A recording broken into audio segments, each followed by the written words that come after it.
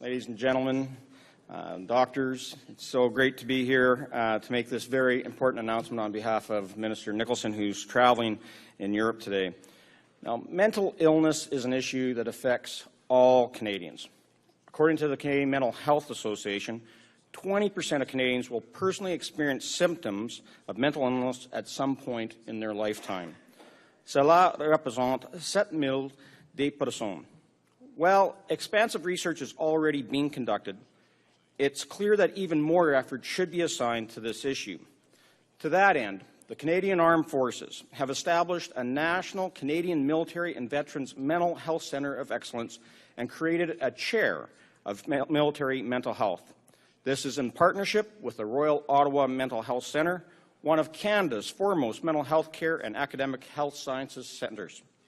And the Royal is proudly affiliated with the University of Ottawa in this initiative.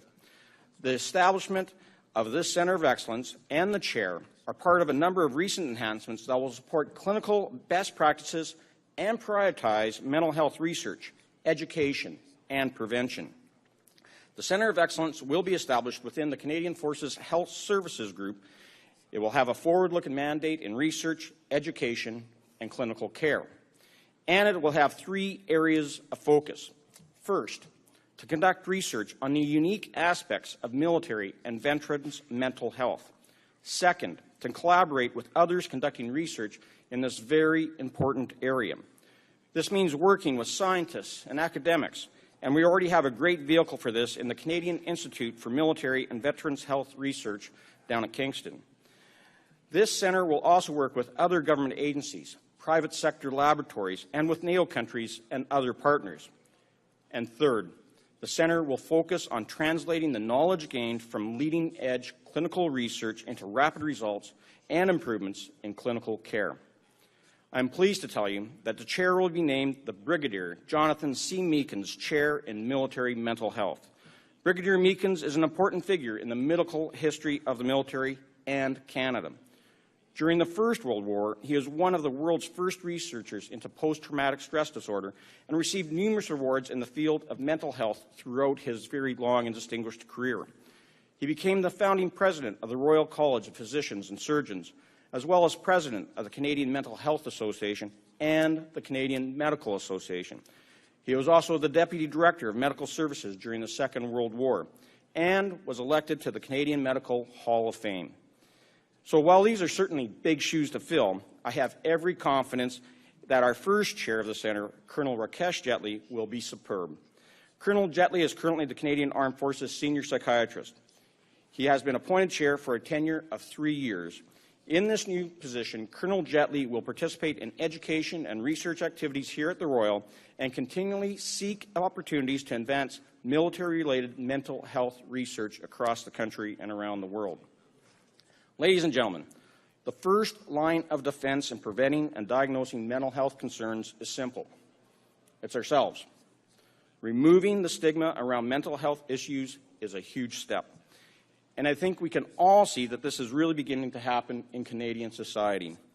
That's why the Canadian Armed Forces are working to enhance self-screening mechanisms so that everyone has the tools to conduct regular self-assessments in addition to the mandatory medical screening already in place. On fait l'approche du Canada à la garde des programmes de santé mentale pour les militaires est reconnue par nos alliés de l'OTAN et par des organisations civiles pour sa grande qualité et sa rigueur scientifique. I'm enormously proud of the work being done within national defense and the Canadian Armed Forces on this very important issue, as well as by medical professionals and academics right across the country. Tremendous strides have already been made, but we can improve further. And that's why the creation of the Canadian Military and Veterans Mental Health Centre of Excellence and the Chair of Military Mental Health is all about and why it is so very important. Continuing to research and build upon best practices, ensure that the best possible care is available to our men and women in uniform who proudly serve this country, because they deserve nothing less. Thank you. Merci beaucoup.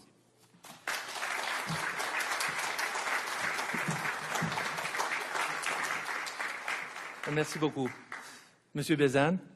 Mr. Weber, mon Général Miller, Dr. Meekins, Dr. McLaren, Colonel Fawcett, I want to recognize being here today, mais surtout mes chers partenaires des organisations médicales au niveau national qui sont ici.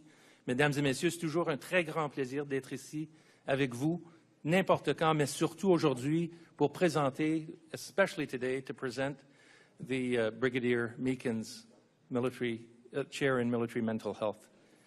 This chair is a military chair, the third that we've established now in the armed forces, the first two having been established in Toronto to study trauma and in London to study military critical care.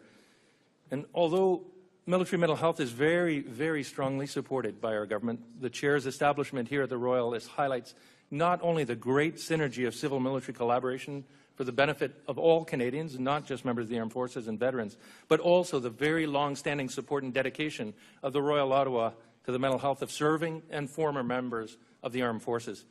Under your leadership, Mr. Weber, the research leadership of Dr. Zul Morali and the clinical leadership of Dr. Raj Batla, the Royal Ottawa has long been collaborating with our military clinicians and researchers and those of Veterans Affairs.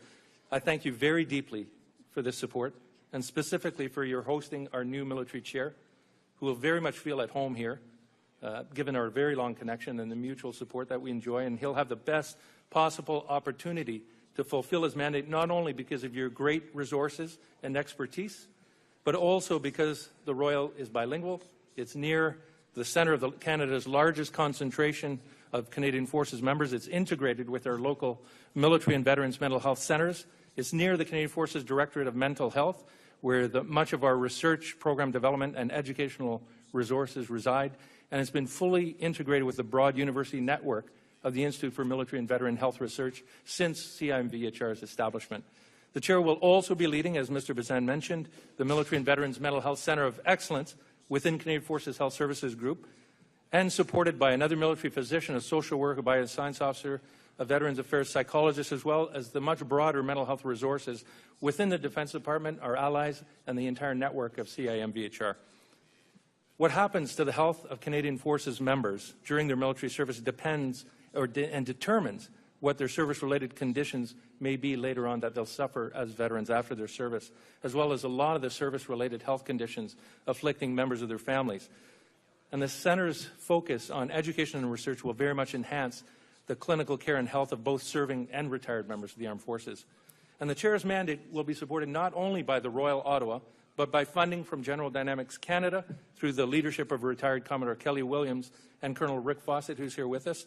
General Dynamics now has the noble distinction of being the first non-government, non-university partner of that magnificent Canadian Institute for Military and Veteran Health Research, from which our ability to look after our patients benefits so much, and for which I thank you, Rick, and I ask you to pass on that thanks to all members of General Dynamics. But I especially want to thank our world-renowned surgeon, Dr. Jonathan Meekins, here with us today, for having endorsed our desire to name the chair after such an internationally renowned and historic figure as his grandfather, a giant among medical leaders worldwide and researchers in mental health specifically, among other areas, who's such a perfect role model for all of our military medical officers with respect to their responsibilities in research, medical leadership, clinical innovation, and selfless service and sacrifice in protecting our country. In 1914, before the First World War, just over 100 years ago, General Sir Ian Hamilton, the Inspector General of Overseas Imperial Forces, reported back to the War Office that of all elements of the Canadian Forces, the one that was most ready for war was the medical service, because of the wholehearted support that it received from the entire medical community. Brigadier Meekins personified that dedication throughout his entire life, as do our national medical partners who are here today, including not only the Royal Ottawa staff and representatives of CMVHR, but also such strong supporters of the armed forces that we essentially consider them de facto elements of the Royal Canadian Medical Service, including the Canadian Medical Association, almost a third of whose presidents served in the armed forces, the Royal College of Physicians and Surgeons, almost half of whose presidents, including its founding president, Brigadier Meekins, served in the armed forces, and the Canadian Psychiatric Association, which established a military section specifically to better support serving and retired military personnel. I have no doubt, Dr. Meekins, that your grandfather would be as thrilled as I am to see that his medical colleagues today strive to support our troops as strongly as he did. And finally, I'd like to congratulate the first chair, Colonel Rakesh Jetley, who's a superb chief psychiatrist of the Armed Forces, leader of the Military Mental Health Research Block in the Surgeon General Health Research Program, and my senior mental health advisor. He's played a major role in establishing our current strategy and program that are so highly regarded by mental health authorities here in Canada and by our international allies. His network of researchers, clinicians, and educators within the Canadian Forces, as well as his broad external network across Canadian and allied academia and expert organizations, give him an extraordinary breadth and reach and expertise that will greatly support his fulfillment of his mandate as chair.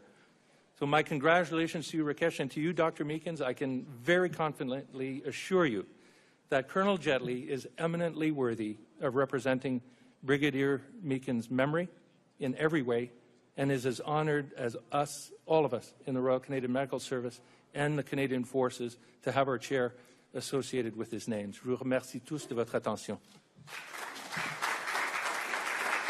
Well, good morning, everyone. Bonjour tout le monde. Parliamentary Secretary Bezan, Lieutenant General Miller, Brigadier General Dr. Bernier, Colonel Jetley, Dr. Meekins, Mesdames, Messieurs, c'est un honneur pour moi de vous accueillir ici ce matin au Royal. Thank you to all of you who have taken the time to join us today. We all share the same dedication to the well-being of our Canadian Armed Forces members, veterans, and their families. I wanted to express our sincerest gratitude to every soldier who has ever served and to all the military families who have sacrificed for our nation. Nous vous remercions au fond de nos cœurs. The mental health of our soldiers has never been more prominent, nor the need for support more pressing. Mental health injuries can be just as debilitating as physical injuries, sometimes even more, and must be given the same level of attention. For the past 5 years, the Royal has been providing specialized mental health care to soldiers, veterans, and their families. We know that recovery is possible. We have seen soldiers get better and families heal. We also know that we need to advance our understanding, diagnosis, and treatment of PTSD and other mental illnesses. Notre but est d'aider les soldats et les vétérans à se rétablir le plus rapidement que possible et de vivre une qualité de vie bien méritée. Research will become our game changer. I would like to commend the Department of National Defense for establishing the first chair of its kind in military mental health, named after Canadian Forces Brigadier Jonathan Meekins. My colleagues and I are extremely pleased to welcome Colonel Rakesh Jetley to our family of world-class leading-edge researchers. Colonel Jetley will work closely with Dr. Zul Morali, the President of the Royal's Institute of Mental Health Research, leveraging our national and international research partnerships to deliver groundbreaking research and transform discoveries into improved clinical care for soldiers suffering from debilitating psychological disorders. As one of Canada's foremost academic mental health care and science centres, the Royal is the ideal home for the Chair of Military Mental Health, Colonel Jetley's research and other activities. Because of the work of the Operational Stress Injury Clinic, our sleep lab and substance abuse and other clinics, we have the insight into the unique circumstances of soldiers, veterans, and their families. This understanding, along with our broader expertise in mental health and addictions across the lifespan, and our track record for delivering outstanding bilingual care, makes us a unique partner. We're also excited to see new private sector supporters coming forward to support military mental health, and would like to thank General Dynamics, here represented by Colonel Fawcett, for their recent contribution to mental health research at the Royal. We hope that that will be the start of other things to come, and that other companies will step up to the plate. Today is truly about helping soldiers get their lives back and changing the statistics on suicide into stories of recovery. As individuals who risk everything to protect our nation and human rights all over the world, soldiers deserve the best possible care. The Royals promise to all soldiers, veterans, and their families is that we will never stop fighting for your mental health. We will never stop inquiring, innovating, learning, testing, and delivering improvements in care. It's the least we must do. Ceci fait partie de notre mission. Merci de votre attention.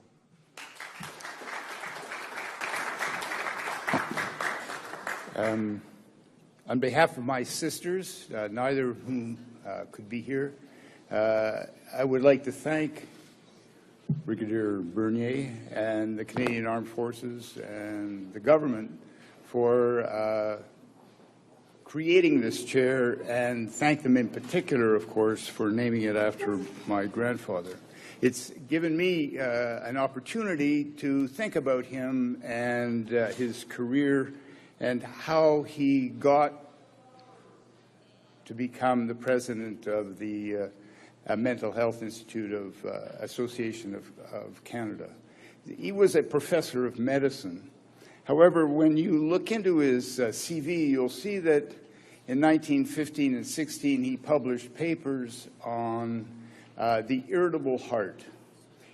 He had originally gone to France as part of the No. 3 Canadian General Hospital, brackets McGill, organized by Dr. Burkitt, and was rather quickly removed from there and taken to London to work in research specifically related to the heart, where he was working with Sir Thomas Lewis, who ultimately went on to write a book called The Soldier's Heart and the Effort Syndrome, which is clearly a summation of many aspects of World War I PTSD, much more recently termed. Shell shock would have been the early term that was used then.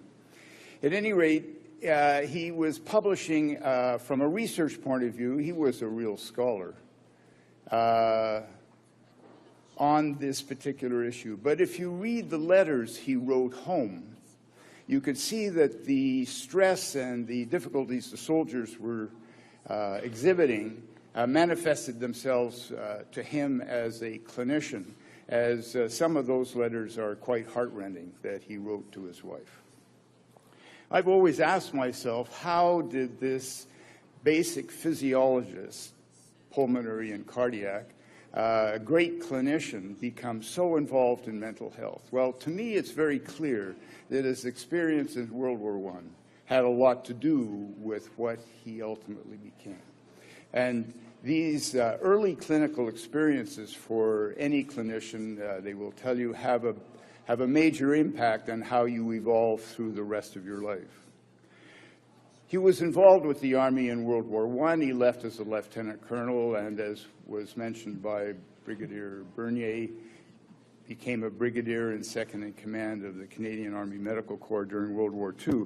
I don't actually know what he did during World War II, but he was an administrator of great significance, so I suspect he was quite useful. I knew him as a grandfather, so I never accumulated any words of advice that I could transmit to you. But my father did tell me something very early on when I was a physician, that one of his mantras or aphorisms, and I must say that I have subsequently always taught by aphorism, but one of his aphorisms was the somatic manifestation of a psychic disorder. And if you read the introduction to the 6th edition of his textbook, The Practice of Medicine, published in '56, he recognized that some leader in a department, particularly medicine, had to be able to do everything. And I must say it is always the way I've thought about it. And his view was that the task of healing the physical disabilities and of recognizing the emotional factors that predispose to and result from such complex integrations must fall to the professor of medicine. So he was a leader in that regard as he ran medicine at McGill for 23 or 4 years. The other thing that was in that preface to the 6th edition was the following. The triad of anatomic, physiologic, and psychological interrelations of health and disease are often indivisible. We forget that. In each section of this book, reference to the so-called psychosomatic patterns, and I emphasize so-called. He didn't, but I do.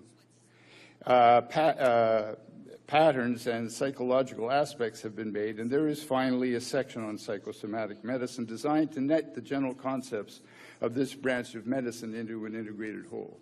He therefore looked at the psyche and the soma as a two-way street, and it is a two-way street. And I, as a surgeon, actually benefited from that.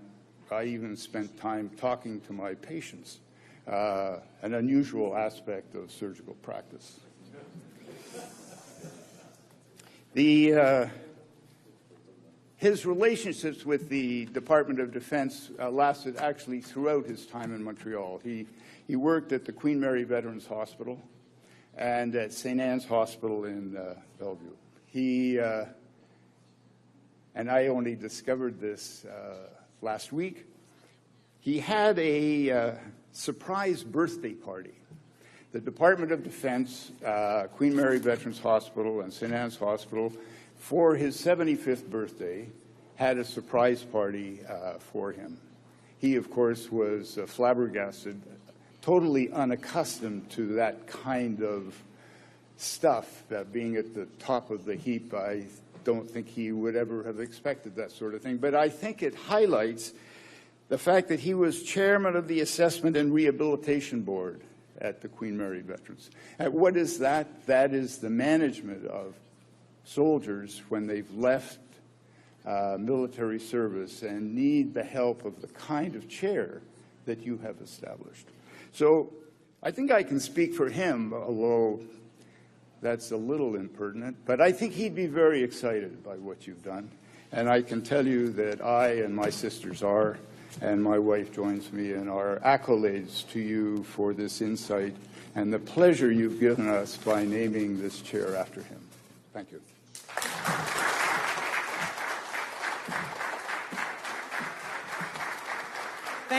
Thank you, Dr. Meekins, for giving a glimpse of your grandfather and his many interesting readings as well. So thank you for that. J'aimerais demander au brigadier général de venir vous présenter la nouvelle chaire qui va changer la donne de santé mentale des militaires. Colonel Jetley.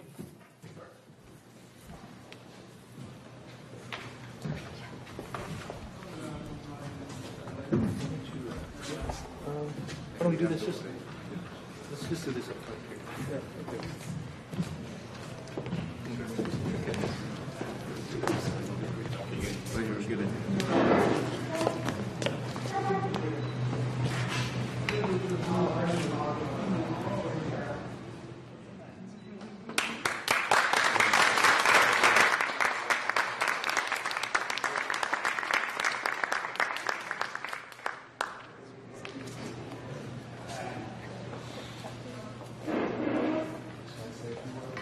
Yes, I think that's the new chair. Please welcome the new chair.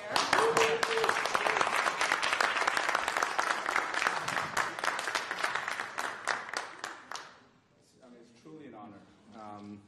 Before I start, what I'd like in psychiatry, quite often we ask our patients and people that we speak to imagine something. And what I'd like you to imagine is about 400 or so people that are sort of behind me, who are the clinicians, in our clinics that are every single day sitting 3 feet across from the people that are suffering. I mean, they're in the trenches.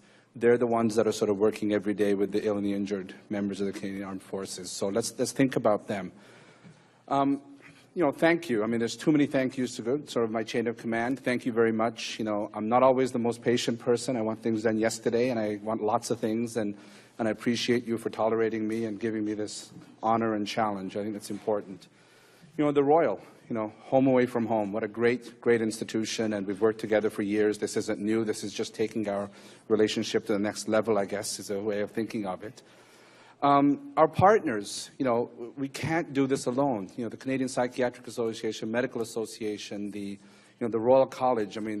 Dr. Meekins is a member of these organizations. I'm a member of these organizations, and we'll continue to work forward because, we can't sort of do this alone. Our international allies are sort of excited about this as well, and where we'll take this to the next level. A special thanks to the Meekins family. What an absolute challenge, what an honor. This guy was a rock star before there were rock stars. Before there was rock and roll, in fact. Like, how cool is that, right? It's phenomenal what he's done. And the interesting thing about it is that we've been looking, as a group of sort of NATO and Australia sort of psychiatrists, we've been looking back. We've been looking at this anniversary of World War I. 100 years ago, World War I started.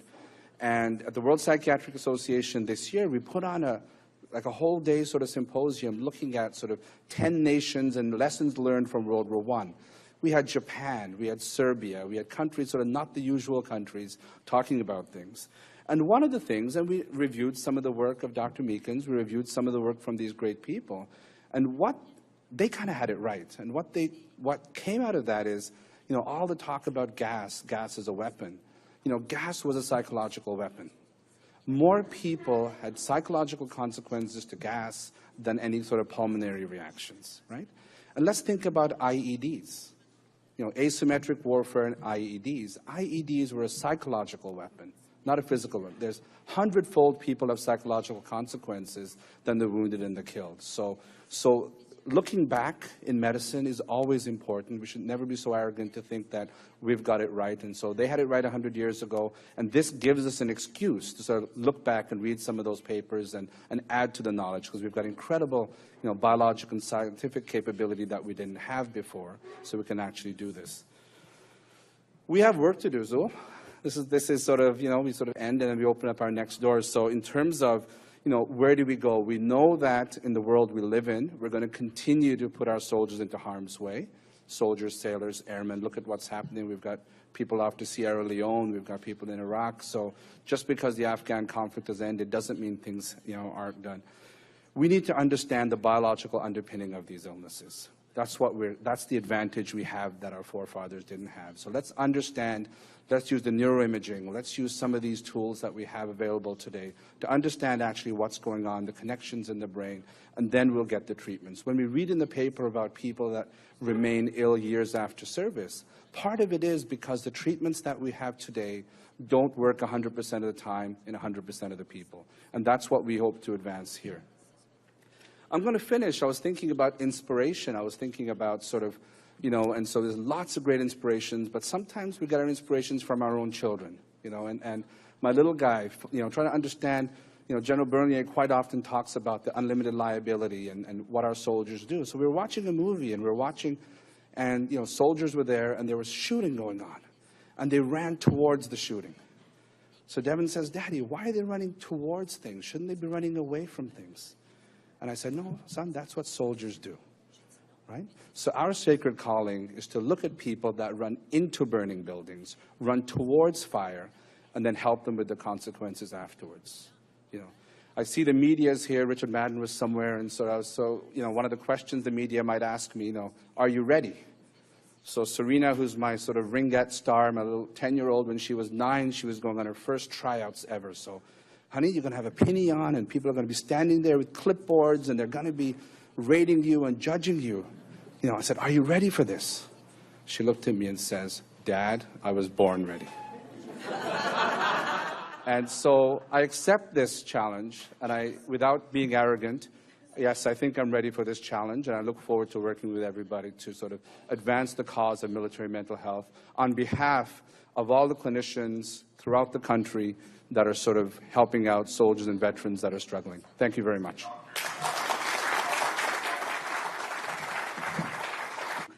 As you know, we at the Royal have a very strong relationship with the Department of National Defense. Today's announcement not only cements this partnership, but also sets the stage to take research and causes of mental illness and their treatments to the next level. I'm so very delighted that the very first holder of this chair is Colonel Rakesh Jetley. I'm excited to work very closely with Rakesh on unique aspects of mental health pertinent to the people with uniform. I have known Rakesh for a long time, and I really respect his scientific expertise. We've been on many meetings, many conferences together, and I have a very high regard for his work. More importantly, Rakesh and I see eye to eye on how to move the mental health field forward in terms of care and research, particularly dealing with the interface between people in uniform and the civilians. So with our combined expertise, we hope for great things to come. Rakesh, your office is ready. It is pretty close to mine, and we hope that we'll move this field forward in a very positive way. So thank you all for all your support. Thank you, Dr. Morelli. Members of the media, it is now question and answer period. So I'd like to invite Parliamentary Secretary, the Gazette Général, George Weber, to the stage, and we can ask. I would like to ask if you can please identify yourself, name of the organization, as well stating your question. Donc, veuillez, s'il vous plaît, vous nous donner votre nom, le nom de votre organisation et ainsi votre question. Donc, qui aimerait commencer pour une question parmi nos invités? I think I'm the only one here. Richard, Yeah. hi. So we learned another tragic cluster of suicides in Ontario or the recent. I don't know which one. Perhaps Colonel Jetley. I'll ask you first of all. We've learned of another cluster of suicides by Afghan veterans over the past few days. How would things be different if they went through treatment here? Well, treatment here, I mean, treatment itself is suicide itself is the sort of the tragic combination of mental illness with a stressor. And we found that, and in the Canadian Armed Forces, unlike same as society, the stressors are usually interpersonal, financial, legal, those kinds of things. And for many of the people, if they're not in treatment, certainly treatment would be a huge issue.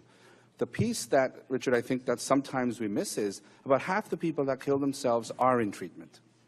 So what we're looking at is how do we make those treatments better? How do we make personalized medicine occur where we can select the medication, the therapies that are going to help people? Are there biomarkers? So this is the advance of this field in terms of sort of improving the treatments, getting treatments sort of that are going to work in more people. So that's where, so it's not treatment here per se, but it's the research that we do to better understand these illnesses. For veterans who might be at home or people watching tonight, can you be specific exactly what this center would do to help them?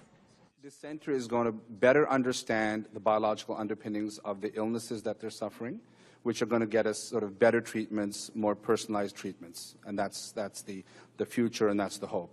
People that are now at home struggling, absolutely they should go and get care. They should seek out, they should speak to their friends, their doctors, anywhere where they can get help. Mr. Bezan, perhaps just a question for you, because you're going to have some of your political critics who are going to be questioning why a private company with obvious motivations to government contracts and so forth would be tied in to funding for this if you see any ethical problems in that. I think that we want to be inclusive about everyone that has a role to play in the health of our members of the Canadian Armed Forces. And anyone that wants to step up and support the research, the treatment, and the prevention of mental health within the Canadian Armed Forces are going to be welcomed as we move forward in making sure that these issues are dealt with in a timely manner. But if somebody would suggest, if your critics would suggest, do you see any problems with the defense contractor contributing to the military? Yeah, it's actually, and that's it. And maybe we'll let the Royal talk about it, because it is money that's coming to the Royal, not to national defense, not through the Canadian Armed Forces, and it's definitely supporting not just members currently serving in the military, but also veterans as well. And it's going to benefit Canadians at large. because anything that we find out and through this research, I'm sure we're focusing on those that are suffering from PTSD and other operational stress injuries. That's going to be a benefit to those that are other frontline workers, whether it's healthcare workers, medics, EMS, people in police forces across this country that deal with the same type of PTSD, or people that have had other traumatic experiences. And so everything that we discover through this program and under the tutelage of Colonel Jetley will be a benefit to Canadians at large as well as to our allies. And so I think that this is a great news story all around. Great. Liz Payne from the Ottawa Citizen. So could I, Mr. Bezan, can I just maybe get you to clarify how you would avoid the appearance of conflict when it comes to General Dynamics in this? Or if somebody else, yes? Whoever's best to answer it, actually. How do you avoid the appearance of conflict here?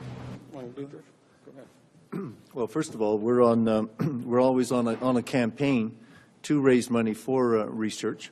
We currently have a $25 million campaign on the route. It's been there for 5 years, and there's a big chunk of that money is for research in a whole large number of areas. And so that when money is given to us for research, it's targeted into priority areas. And since we have now, we'll have some capability to do research for military mental health, some will be directed that way also, too. I'd also like to say there's nothing new here. We have military clinicians embedded across the country in academic trauma centers and hospitals all over in order to maintain their clinical skills and to benefit from the entire Canadian Medical Society's desire to assist our troops in conducting research as well. So a lot of our military clinicians are embedded in facilities across the country where they're receiving indirectly through the hospital foundations or the foundations that receive money from all kinds of corporate donors, money that ends up helping support their military research in collaboration with all of their civilian colleagues. And so there are organizations, for example, like True Patriot Love, that does tremendous things for our veterans, their families, and serving members of the armed forces that support many, many elements, and we encourage that. It's all of society's responsibility to support our troops. The government provides everything we need to conduct the essential work that's necessary, but there's a huge element of Canadian society that wants to contribute more and wants to find ways to contribute. And so we dearly welcome any societal support to members of the armed forces, as we currently receive, as our military clinicians embedded in civilian facilities across Canada currently are indirectly supported through corporate and private donations to the foundations of the medical centers in which they're embedded.